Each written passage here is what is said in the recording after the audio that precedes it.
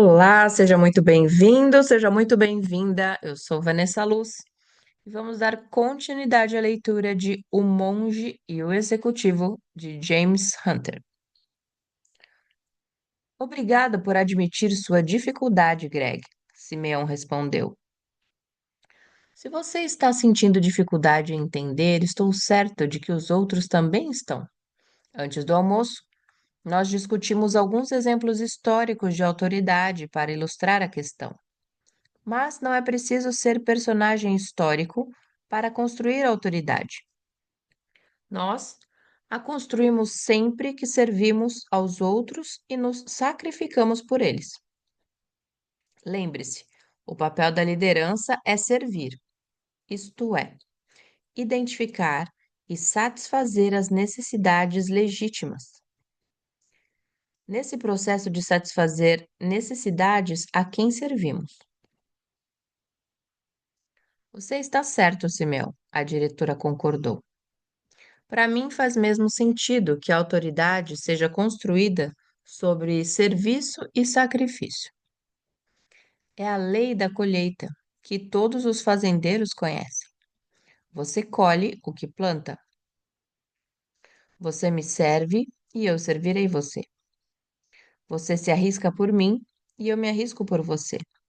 Pensem nisso. Quando alguém nos faz um favor, nós não nos sentimos naturalmente devedores? Simeão caminhou para o quadro dizendo: Isso ajuda a entender, Greg. Vamos continuar para ver como tudo isso se encaixa, foi a resposta azeda. Simeão apontou para o quadro. Em suma, dissemos que a liderança que vai perdurar deve ser baseada na influência e na autoridade. A autoridade sempre se estabelece ao servir aos outros e sacrificar-se por eles. O serviço que prestamos tem origem na identificação e satisfação das necessidades legítimas. Portanto, sobre o que vocês acham que se constroem serviço e sacrifício? Modelo de liderança. Liderança, autoridade, em seguida, serviço e sacrifício. Um bocado de esforço, foi a contribuição do pregador. Exatamente, Simeão sorriu. Mas eu gostaria de usar a palavra amor, se todos estiverem de acordo. Achei que o sargento ia ter um infarto à menção do amor, mas ele ficou quieto. Achei que podia fazer uma pergunta. Desculpe, Simeão, mas por que você traz a palavra amor para a equação? Sim, acrescentou a treinadora. O que o amor tem a ver com isso? Simeão não desistiu. A razão pela qual frequentemente nos sentimos desconfortáveis a respeito desta palavra, principalmente em ambientes de negócios, é porque quando se fala em amor, pensamos logo no sentimento. Amanhã falaremos muito mais sobre essa importante palavra, mas por ora basta dizer que quando uso a palavra amor, eu me refiro a um comportamento e não a um sentimento. A diretora disse: Então, talvez o que você esteja dizendo é que o amor é o que faz, que o amor faz? Lindamente colocado, Teresa, Simeão agradeceu.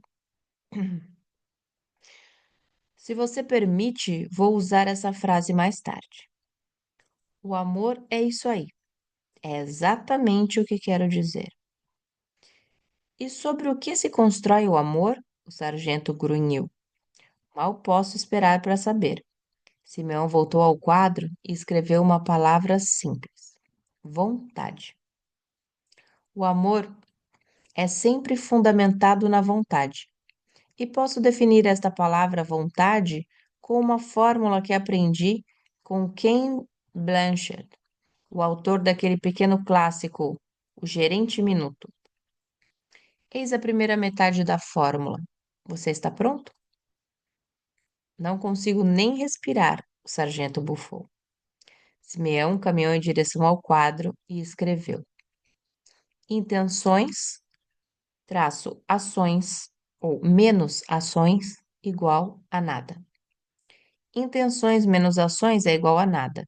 Todas as boas intenções do mundo não significam coisa alguma se não forem acompanhadas por nossas ações, Simeão explicou. O pregador observou. Muitas vezes digo aos meus paroquianos que a estrada para o inferno é pavimentada de boas intenções. Felizmente, o sargento deixou esse comentário passar. Simeão continuou. Durante toda a minha vida profissional, ouvi as pessoas dizerem como seus empregados eram sua mais valiosa fortuna. No entanto, as ações dessas pessoas não correspondiam ao que elas diziam, pois se limitavam a fazer com que as tarefas fossem cumpridas. O relacionamento com as pessoas que cumpriam essas tarefas ficava em segundo plano. Simeão, tendo pensado, a treinadora começou. Simeão, tenho pensado, a treinadora começou, que estamos aqui no alto da montanha hoje, rodeados de beleza, muito próximos uns dos outros. Estamos falando da teoria aqui na montanha, mas logo estaremos de volta ao vale, onde as coisas não são tão boas nem bonitas. Aplicar esses princípios lá embaixo não será fácil. Exatamente, Cris, Simeão afirmou. A verdadeira liderança é difícil e requer muito esforço. Tenho certeza de que todos vocês concordam que nossas intenções pouco significam se não forem acompanhadas de nossas ações. Eis porque vontade está no vértice do triângulo. Esta é a segunda metade da fórmula.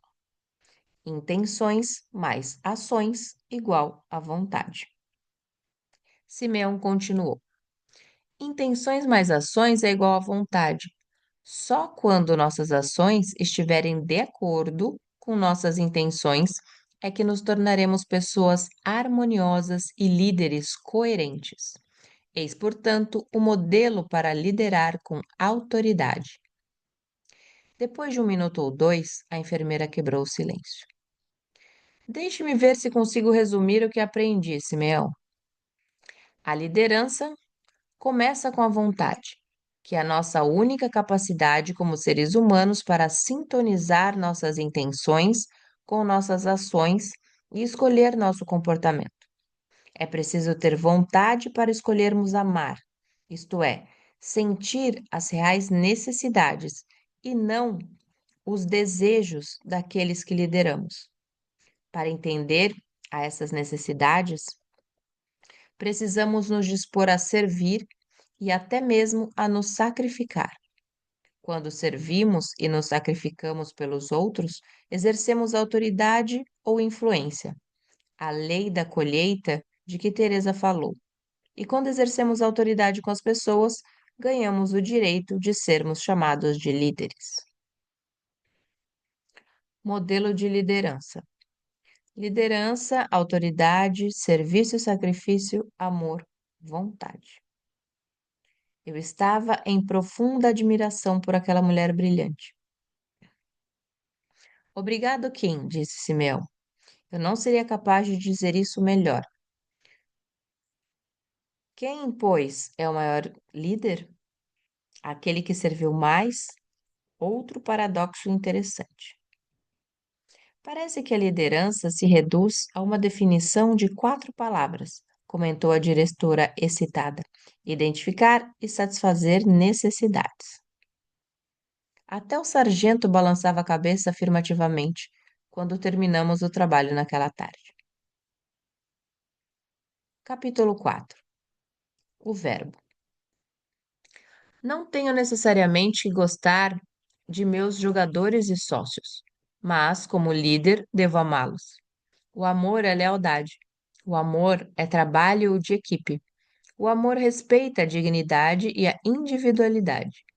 Esta é a força de qualquer organização. Vince Lombardi. Eram 4 horas de uma manhã de quarta-feira e eu estava totalmente desperto na cama, olhando para o teto. Embora estivéssemos na metade da semana, parecia que o tempo não passara e que eu acabara de chegar. Na mesma porção em que o sargento me irritava, eu estava especialmente impressionado com o nível de meus companheiros de retiro e achava as palestras fascinantes, a região bonita e a comida excelente. Acima de tudo, estava intrigado com Simeão. Ele era mestre em facilitar as discussões em grupo e extrair pensamentos interessantes de cada participante. Os princípios que discutíamos, apesar de bastante simples, às vezes quase óbvios, eram profundos a ponto de me manterem acordado à noite.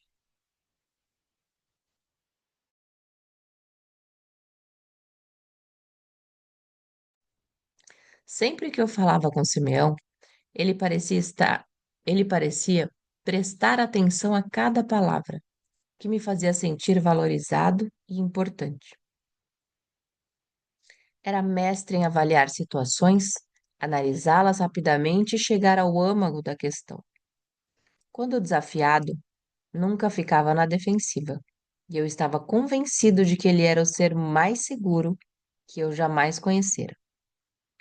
Eu me sentia grato por ele não me impor sua religião ou outras crenças. Mas nem nesse aspecto Simeão era passivo. Ele expunha claramente sua posição a respeito das coisas. Sua natureza era gentil e apaziguadora. Ele tinha um sorriso permanente e um brilho nos olhos que transmitia uma verdadeira alegria de viver. Mas o que eu iria aprender com Simeão? Meu sonho recorrente continuava a me perturbar. Encontre Simeão e ouça-o. Haveria alguma razão ou propósito maior para eu estar ali com como Raquel e Simeão acreditavam? Então, qual seria ela? Como a semana iria acabar em breve, prometi a mim mesmo empenhar-me ao máximo para descobrir. Simeão estava sentado sozinho na capela quando eu cheguei, 10 minutos antes, naquela manhã de quarta-feira. Seus olhos estavam fechados e ele parecia meditar. Por isso, sentei-me numa cadeira ao seu lado, silenciosamente. Mesmo sentado em silêncio, ao lado desse homem, eu não sentia qualquer constrangimento.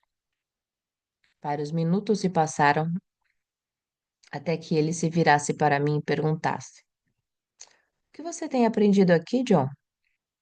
Buscando algo para dizer, a primeira coisa que me ocorreu foi: fiquei fascinado por seu modelo de liderança ontem. Fez perfeito sentido para mim. As ideias e o modelo não são meus, Simeão me corrigiu. Tomei emprestados de Jesus. Sim, Jesus, eu disse, me mexendo na cadeira.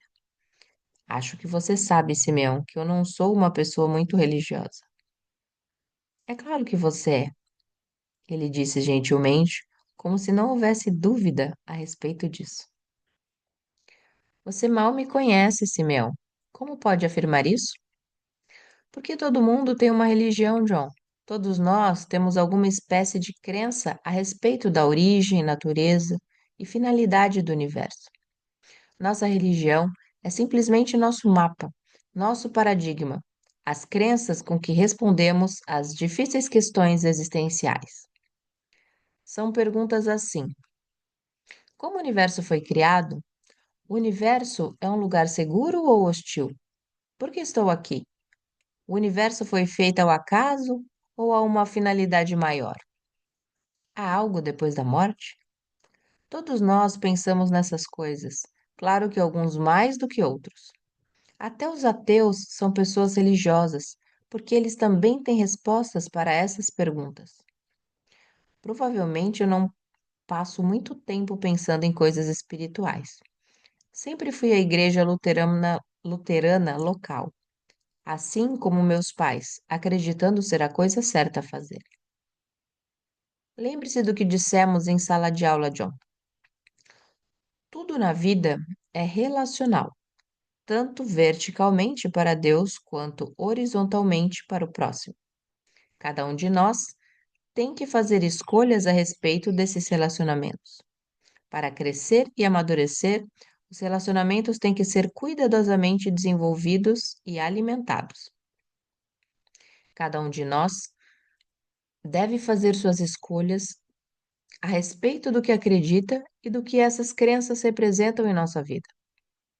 Alguém uma vez disse que cada pessoa tem que fazer suas próprias crenças, assim como cada um tem que fazer a própria morte. Mas, Simeão, como se espera que saibamos em que acreditar? Como saber o que é verdade? Há tantas religiões e crenças para escolher.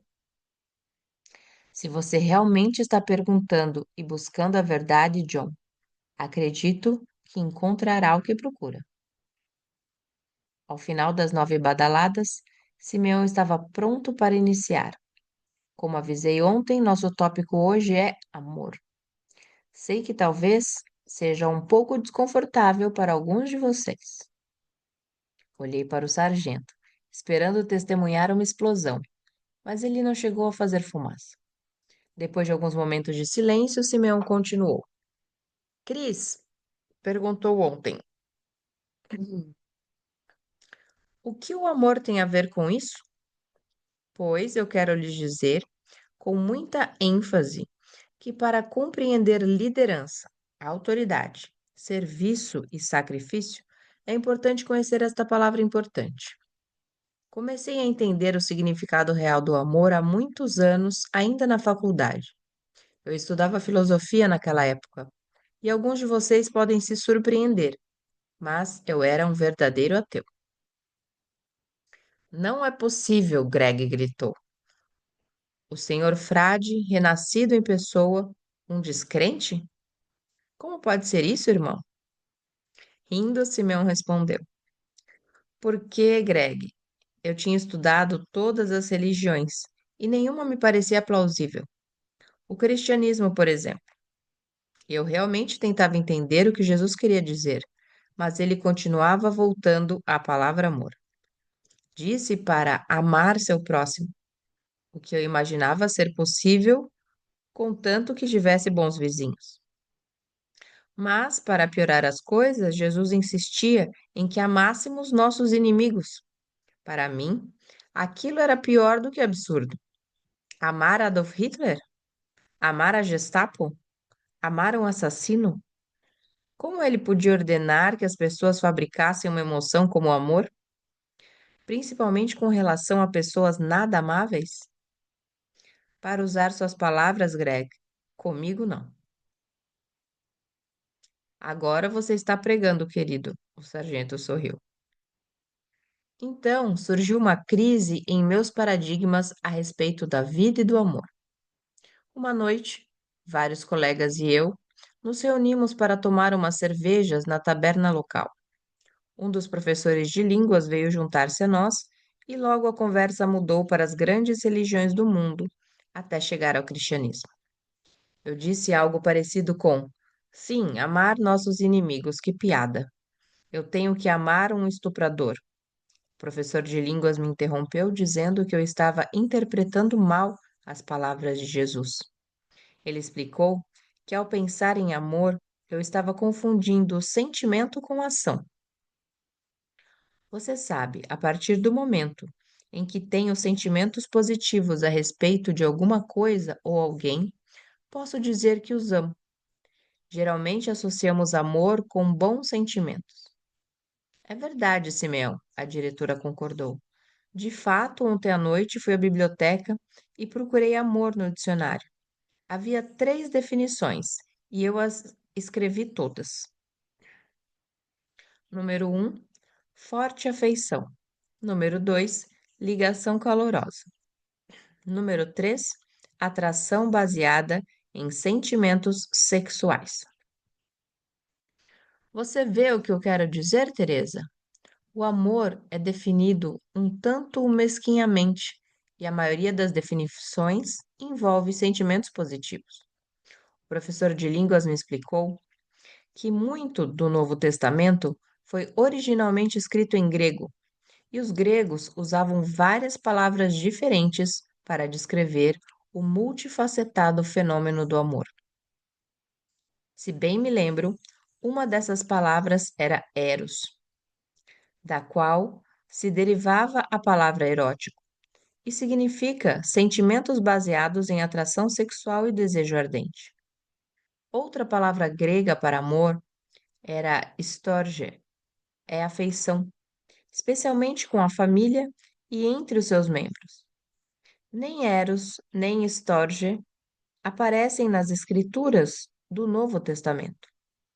Outra palavra grega para amor era philos, ou fraternidade, amor recíproco, uma espécie de amor condicional, do tipo você me faz o bem e eu faço o bem a você. Finalmente, os gregos usavam o substantivo ágape e o verbo correspondente agapao para descrever um amor incondicional, baseado no comportamento com os outros, sem exigir nada em troca. É o amor da escolha deliberada. Quando Jesus fala de amor no Novo Testamento, usa a palavra ágape, um amor traduzido pelo comportamento e pela escolha, não o sentimento do amor. Pensando nisso agora, a enfermeira acrescentou, parece bobagem tentar mandar alguém ter um sentimento ou emoção por alguém. Nesse sentido, aparentemente Jesus Cristo não queria dizer que nós devemos fazer de conta que as pessoas ruins não são ruins, ou nos sentir bem a respeito de pessoas que agem indignamente. O que ele queria dizer era que devemos nos comportar bem em relação a elas. Eu nunca tinha pensado nisso dessa maneira. A treinadora parteou. Claro, os sentimentos de amor talvez possam ser a linguagem do amor ou a expressão do amor, mas esses sentimentos não são o que o amor é. Como Teresa disse ontem, o amor é o que o amor faz.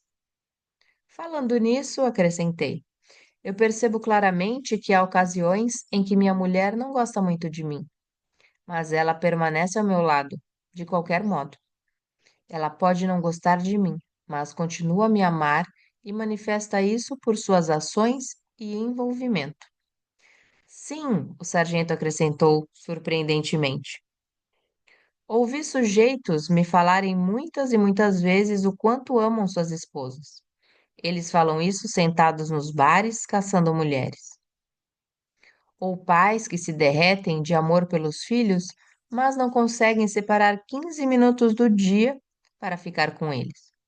E alguns dos companheiros do exército que fazem grandes declarações de amor às garotas quando o que querem é ir para a cama com elas. Portanto, dizer e fazer não são a mesma coisa, não é? Você pegou a ideia, disse Simeão sorrindo. Nem sempre posso controlar o que sinto a respeito de outra pessoa, mas posso controlar como me comporto em relação a outras pessoas. Os sentimentos variam dependendo do que aconteceu na véspera.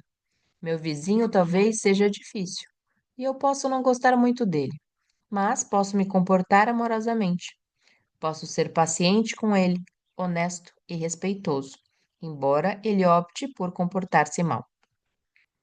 Acho que estou me confundindo, irmão Simeão, o pregador interferiu. Eu sempre acreditei, ao menos esse tem sido meu paradigma, que Jesus, quando disse para amar seu próximo, ele estava pedindo para que tivéssemos afeto por ele.